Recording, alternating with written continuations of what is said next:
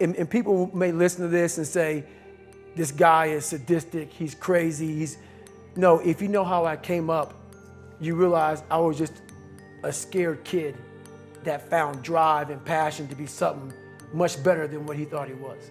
That's all it is. I'm very fortunate that I grew up in a time when there was no phones and there was no social media.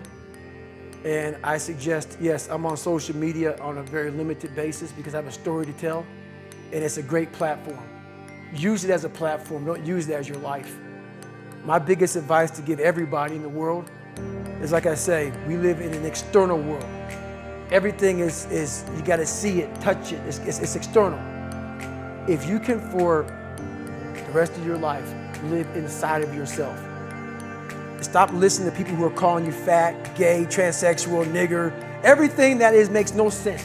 All these insecure people putting their insecurities on you, you gotta flush it out. You gotta just be whoever the hell God or whoever the hell you believe in. If you believe in nothing but yourself, I don't care what it is. You gotta take everything and throw it away. You have to believe in one thing, and that is yourself. And I'm not saying don't believe in God or what you believe in, but right now, for you to find greatness in yourself, you're not gonna find it by looking in a book or by even hearing me. I may give you the spark, but you've got to go inside yourself to find it. And that means you gotta be quiet.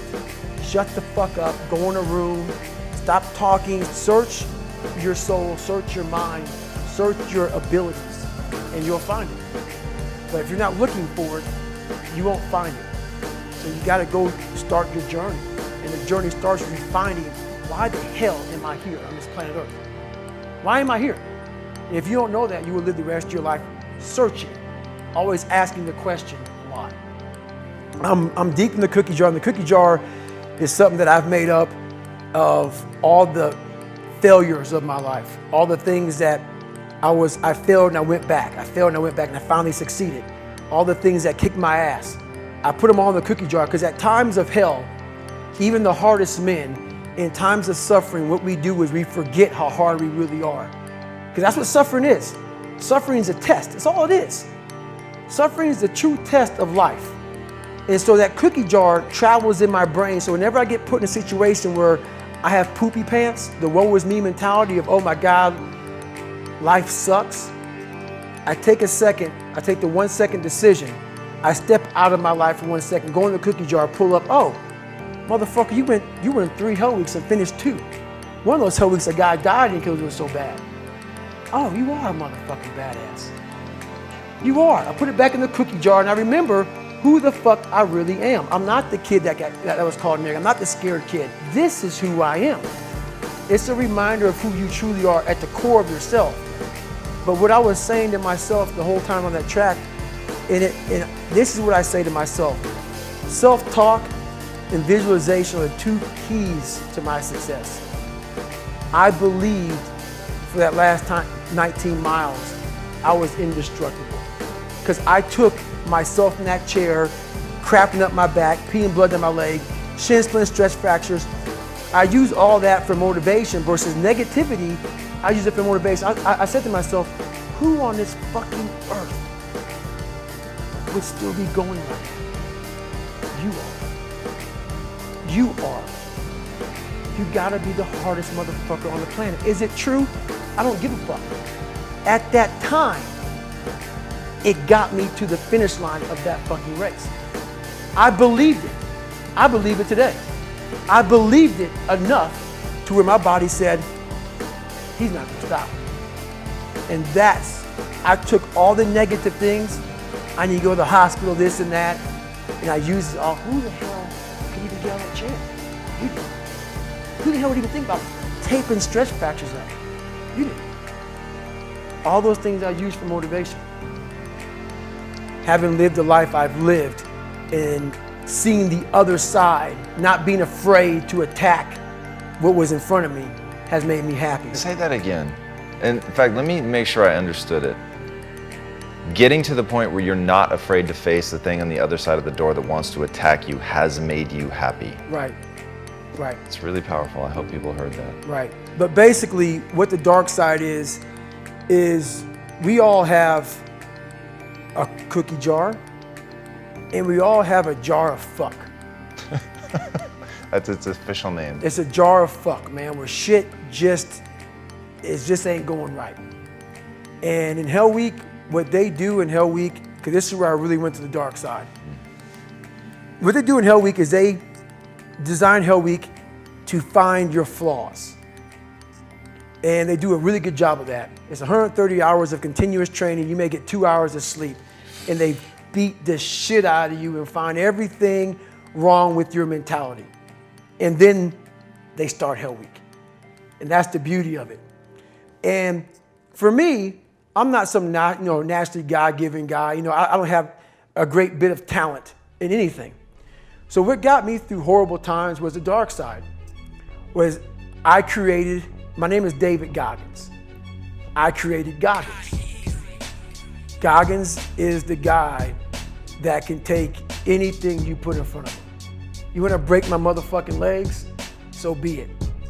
I have a way of going to a place like I did in that race where all the pain and suffering that they put on top of me in Hell Week, I will reverse that pain and suffering and I will take your soul. So every instructor that put me through Buzz, my job, what drove me was I wanted you to go home that night after you beat the living shit out of me and I smiled in your face. I wanted you to feel worse than I did and you were going home to a nice warm bed with your wife or your kids and a nice meal and I was still out there in the grip, suffering for another 100 hours. I wanted you to think about me knowing that I'm comfortable being very unfucking comfortable. And I want you to think about when you went through fucking Hell Week, how uncomfortable you were and how bad you wanted to quit, knowing I'm not thinking that fucking way. So the dark side is something that I've designed. It's an evil place I can go that very few things can hurt me. I use the hurt you're trying to put on me, I flip it upside down and use it. You trying to use it for kryptonite? No, it's power pillars for me. I'm using it for strength. I just flip negative into positive, that's all it is. The best way for me to get how I feel across, I can't sit here and say, you know what, yeah, I went through Hell Week and man, it was really hard. No, that motherfucker takes your damn soul, rips it inside out, and then they say, now we're going to fucking start. It allows me to express where I was at a point of my life. If I don't give you all of me, why the hell am I here? How will you learn from me? People take so much offense to me. You will never learn from people if we always tap dance around the truth. Oh God, I love that. We tap dance around the truth by finding the right words so I don't hurt you because you have thin skin. No, tighten up, people. It's okay. Trust me, it's okay. You might be called nigger one day. It's okay. You might be called some Jewish word or some faggot or gay word. It's okay. Let them call you that. What are you going to do now? They don't own your life. How are you going to control that now? How are you going to flip it upside down and say, Roger that, now I'm going to harness this shit and you'll read about me years from now? How? That's the question. How are you going to do that? Thicken your skin. Become more of a human being. Don't be afraid of the reflection in the mirror, because that's all you can be afraid of. Once you overcome the reflection in the mirror, you've done it. This is a softened generation. So if you have any mental toughness, any ability, if you have any fraction of self-discipline, the ability to not want to do it but still do it. People have a hard thing to understand. I hate to run. And what makes me so crazy, it doesn't anymore, is people go, well, why do you run if you hate it? What are you talking about? I don't want to take showers and eat either. I hate that too. That's life, man. It wasn't until I changed that mentality that I became somebody. I hated going to school, so guess what? I was dumb as shit. That's what 1 + 1 is 2. But if you can get through to doing things that you hate to do, on the other side is greatness. That's what people don't understand. By me running, I am callous in my mind. I'm not training for a race. I'm training for life. I'm training for the time when I get that 2 o'clock in the morning call that my mom is dead or something happens tragic in life. I don't fall apart.